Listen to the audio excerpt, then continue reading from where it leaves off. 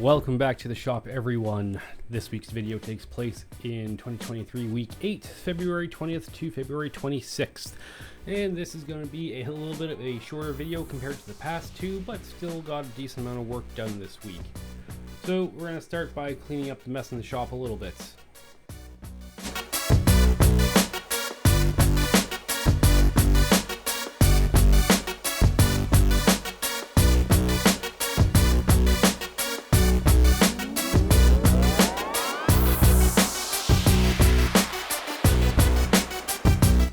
Yeah, it's always a bit of a double-edged sword. It's really nice to get a lot of work done, but usually when you get a lot of work done in the shop, it generates a big mess.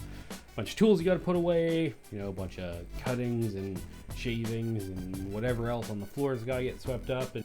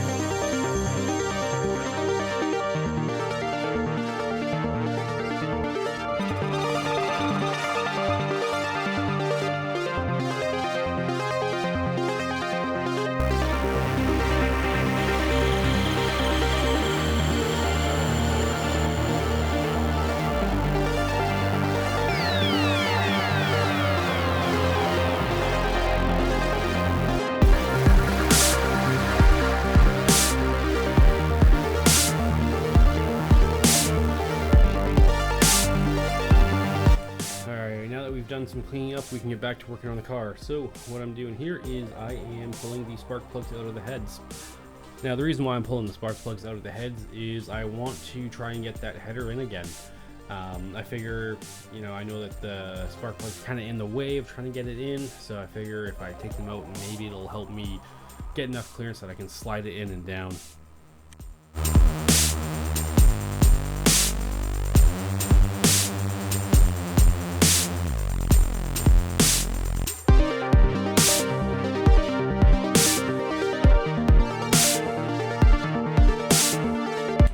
And the long and short of it was nope, that's just not going to work. So I believe what I have to do is I have to lay one thing you can do is like lay the tubes in the frame before you even have the engine in place.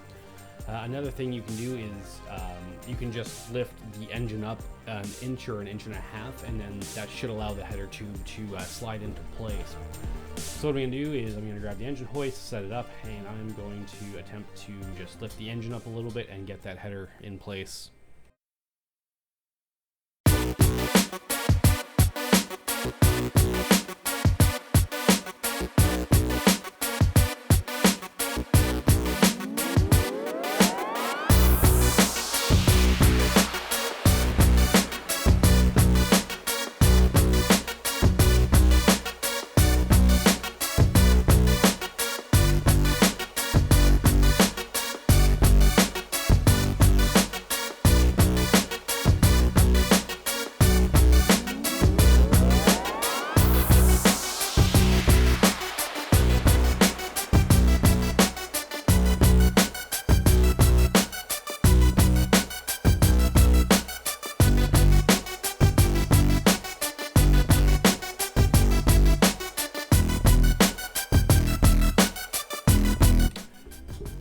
So at this point, I've tried to use my longest 3/8 bolt just to go through the AC bracket, but it's not long enough to hook onto the chain.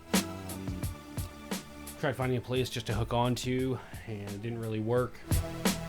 So with the leveler, my option would be to pull the intake off, pull all the fuel lines off, and then I could, you know, hook the leveler up to the back of the block and the front of the block. But at this point in time, I just decided, you know what, it's not critical for me to have the header in the car right now. It's something I want to have, that just that way it's out of the way, it's on the car. I always think the best way to get something off of the bench or, you know, off of the fab table is put it on the car. If it's on the car, it's out of the way. You know, it's the same thing with like when the rad, right? It was on the back bench. Well, how do you get it off of the back bench? Put it on the car. Looking at this, you haven't seen that yet. The rad's still on the bench, so disregard that. But that is the best way for me to get it off of the bench, is to put it on the car. So what I'm going to do now is I'm just going to do some cleanup on the bench.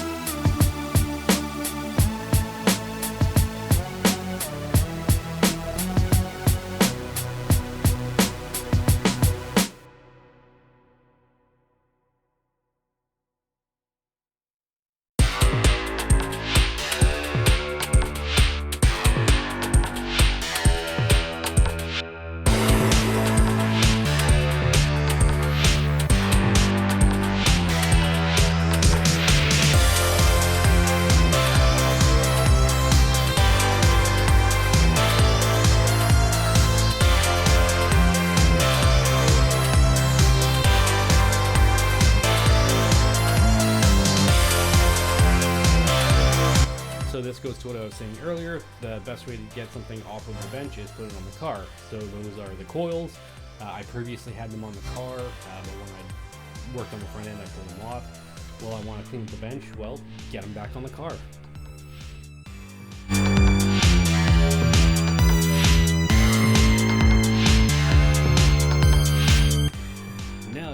take the rad off of the bench and put it in the car. So again, like, you want it off the bench, put it on the car. Now, it's on there pretty stably, but it's not permanently mounted. It could easily fall off, so that's why I'm throwing a ratchet strap around it, just so it's guaranteed not to fall forward or back, because I don't want to damage it. So that's why I'm throwing a ratchet strap around it for now. Yeah, and with that back on the car, we can get back to cleaning up the bench.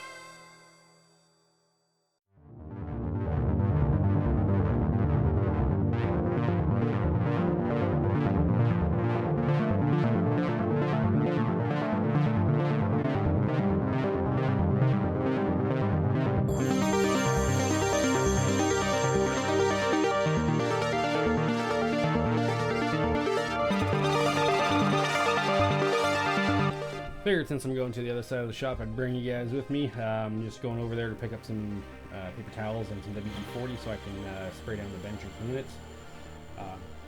WD-40 isn't really a strong cleaner, but it's if you're not like looking to take the Sharpie off, if you're just looking to kind of clean the surface, I like it as an option. It's not a harsh chemical, and it does, you know, leave a decent finish, and it does clean fairly well.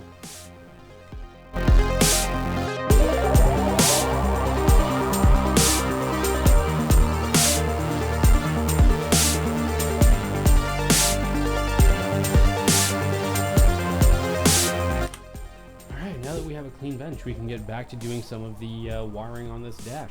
So in a previous video I briefly showed you this plate, so I had that back plate fabbed up, and it is going to sit at the bottom of the dash there, and that's what all of my wires are going to mount to. And that little triangle hole there is where all the wires are going to pop through for the dash. So those two marks that I'm putting on the dash right there, underneath there's a couple of little, like, I don't know, little tabs. You can see them here. There's those little nibs, like knobs, whatever. So I need to drill a hole through the plate in order to mount to that. So what I'm doing is I threw a little bit of pen paint on there, and I'm pressing the plate down in hopes to get a mark transfer from the transfer the paint from the dash onto the plate. That did not work for shit. So another thing I've used in the past is put a little grease on there, and then what'll happen is when you push it down, the grease will transfer from whatever it is onto the plate. If I recall correctly, this didn't work for shit either. Yeah, I didn't really, or I transferred a little bit, but yeah, you can see it wasn't really good, so I just put my own marks on there, and I'll just eyeball it. I'm not too worried about this. This doesn't have to be like super precise or super critical. Reality is no one except me is gonna see it. Well, and I guess the 5 of you that watch my videos.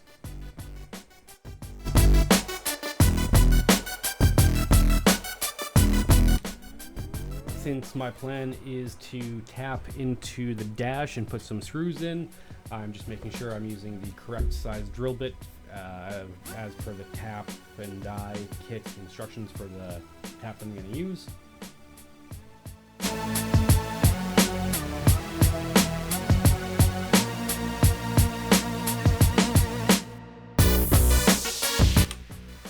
Safety first, so just quickly grab my face shield. I mean, you know, this probably isn't the worst thing in the world, but the drill press throws metal around, and last thing I want is metal in my eyes. It takes 5 seconds, as you saw, to turn around, walk over the wall, grab the face shield. You know, you're better off just doing it. Alright, so I got my tap and die set out, so I'm finding the, I forget what it is. I think this is like a 1024, so number 10 course. And just going over to my box and grabbing a tap socket and a ratchet. And yep, so just drilling out the backing for the tap, and then we will tap this.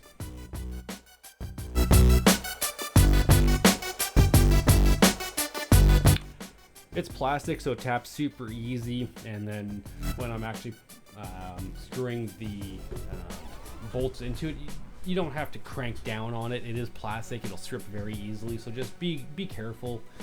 These things don't need a lot of torque. It's not like it's you know, holding the crank pulley on or anything like that. It's literally just holding a plate that has nowhere to go. So yeah, just be careful when you're torquing your stuff down. Don't crank on it harder than you need to.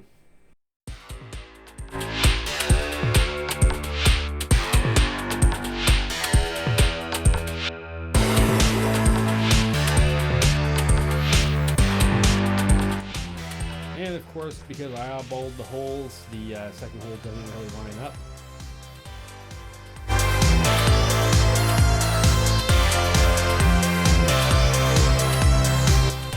But since I have a handy hole through the plate, I can see exactly where I need to pull some more material out.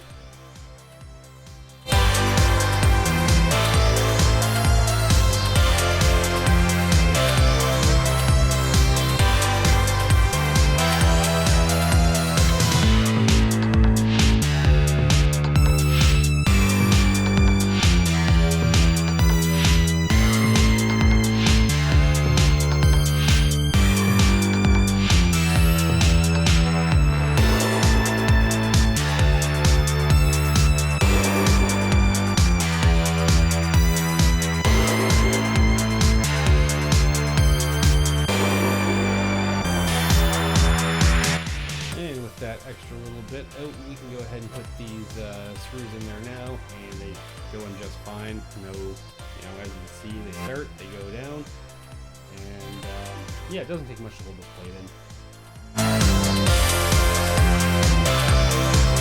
Now that we have the plate in, we can start laying out the wire and clear the terminals and figure out how I want these laid out on the plate.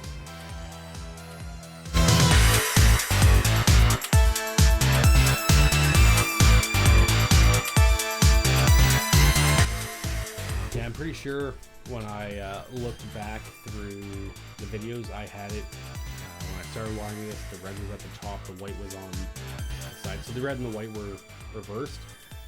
But at the end of the day, it doesn't really matter as long as it all fits on there nicely. But yeah, so what I'm doing is I'm just, with this stuff laid out, marking out where I'm going to drill holes for mounting the terminal strips.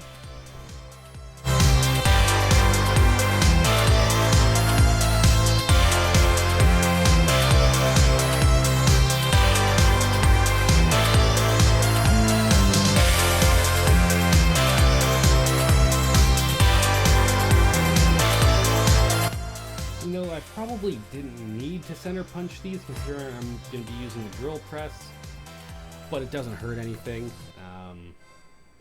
If I was using the hand drill, yeah, center punch would help a lot to keep the bit from walking. But yeah, when it's in the drill press, you can center the bit on your mark, clamp it down, and then it doesn't move.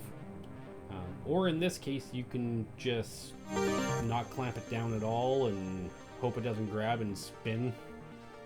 I mean, it is quicker this way, but yeah, I don't know. I don't usually not clamp it, but hey, I didn't this time and it all worked out. Unfortunately, we're going to go through a bit of a time warp here, and the reason why is I hit the camera and it changed the angle so you don't actually see anything that I'm doing. But all I did is I took some zip ties and I just zip tied those terminals to the plates.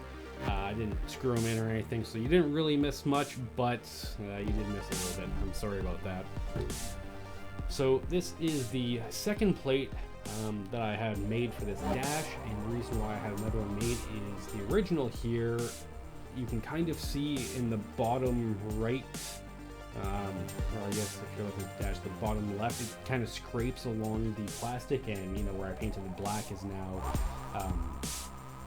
rubbed through to the red. So I had a second plate built that was to a little bit more to spec. But after checking that out, I can actually start wiring this now. So you can see that I have zip ties on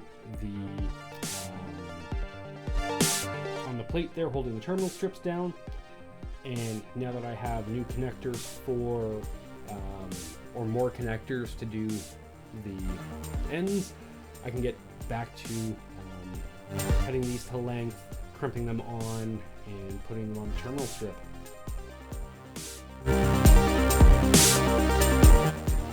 So you can see they all have green tape on them, so they are all numbered, I believe, 1 through 10. And well, at least they started out wired 1 through 10. I think I have like 3 done already. But anyways, the reason why I numbered them is I went through all of the gauges and I said, okay, you know, top left is gauge 1, top right 2, etc., etc. So I've kind of numbered them all. So that way, the same gauge is wired in the same position on all 3 terminal strips, because each gauge has 3 wires. It's got its plus 12 volt to turn on and run. It's got a ground to go with the plus 12 to turn on and run. And then the white is its illumination. So when you pull your headlight switch out 1 click, that starts the dash illumination. And so when you pull it out 1 click, it sends power. It will send power up to that terminal strip, and then all of those white wires will light up, like the backlighting on the gauge and the dials themselves. But yeah, so in terminal strip position 1, all 3 wires go to the same gauge. 2, all 3 go to the same gauge, etc., etc.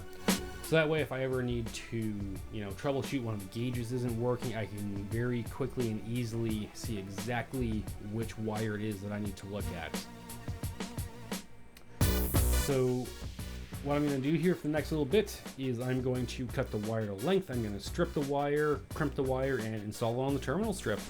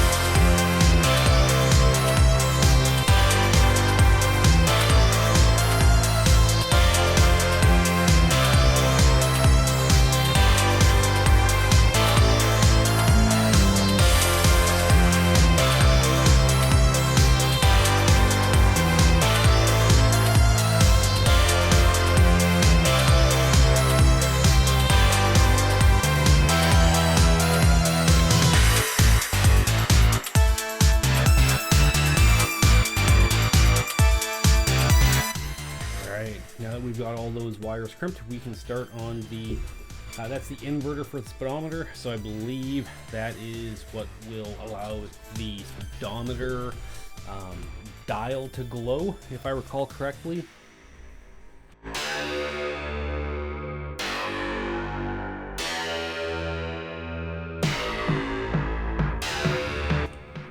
Now, I kind of wish that I had the speedometer when I initially started all this wiring, because you can see the inverter wire is quite a bit shorter than the rest, so it doesn't really... I could have cut all the other wires down shorter, you know, or I'm going to need to figure out a way, or I might just keep that one inverter wire separate, and the reason why I might keep it separate is just so that I can you know, pull the dash gauges out fairly easily. Yeah, I'll figure something out, but it just kind of sucks that inverter wire is that much shorter than the rest of the wires.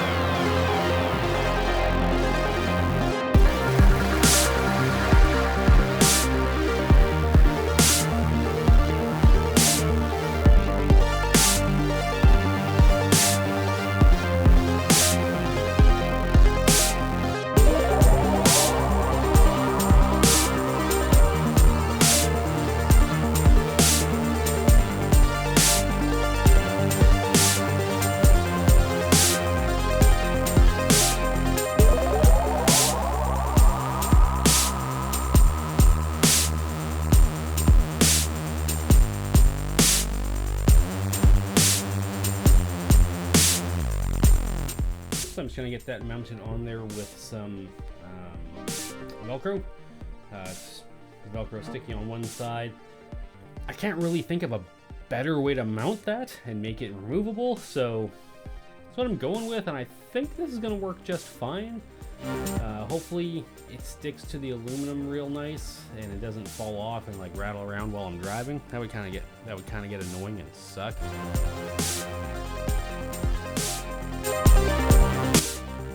Seems pretty good, you know, it was kind of pulling up the plate, so I think we're okay. And I of course need to wire in those wires, and if I recall correctly, as I said, that's for the dial illumination, so that just gets wired into the top and the ground.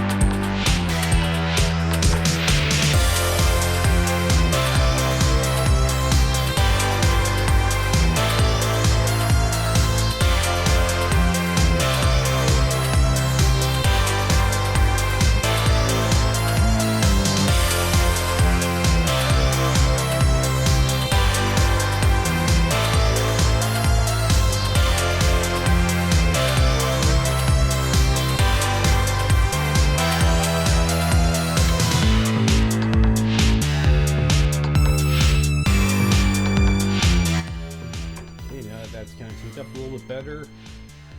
What I'm going to get into is all of those gauge wires, so the rest of the gauge wires I should say. So I've got like the high beam indicator, left turn, right turn. I've got the fuel sender wiring, and I've got the speedometer wiring.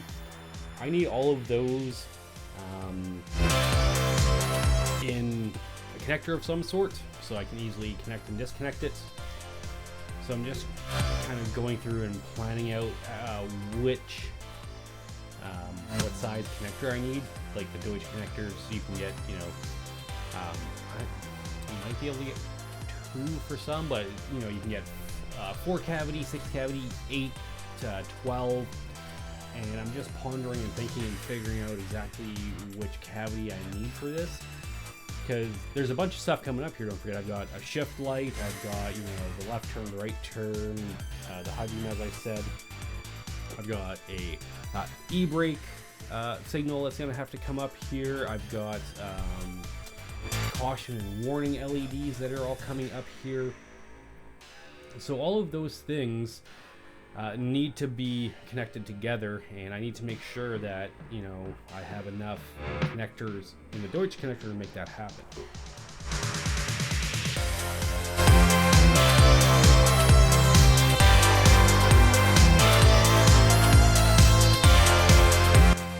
I'm just starting to organize some of the wires and kind of get them to a place where I'll be able to cut them all even and put a connector on there. And what I'm doing right now is I'm just looking in the car to see what color wires I need.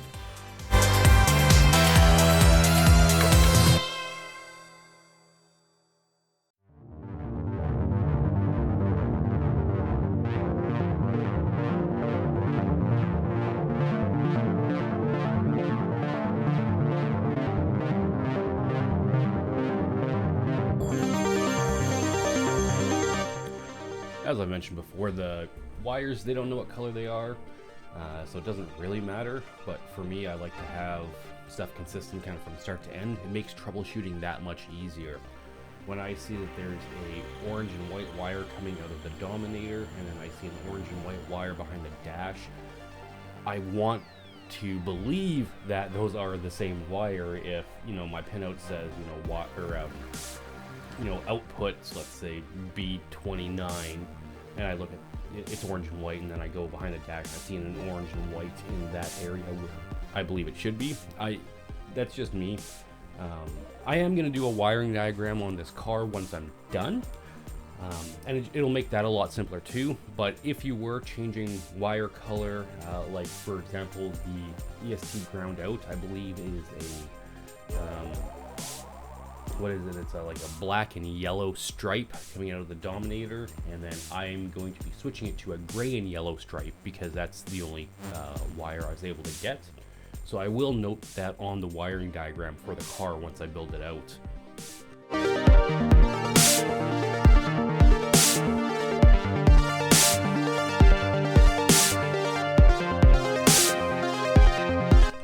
So yeah, the big thing for me is I believe that I've done the electrical in this car extremely well. I believe all the connections are sound. I believe, you know, I'm not gonna have any issues, but that's a pipe dream. I'm gonna have issues. I'm gonna need to troubleshoot stuff. I'm gonna need to make sure that things are doing what I think they are. So yeah, just having that consistency from start to finish for me is, you know, gives me a little bit of peace of mind.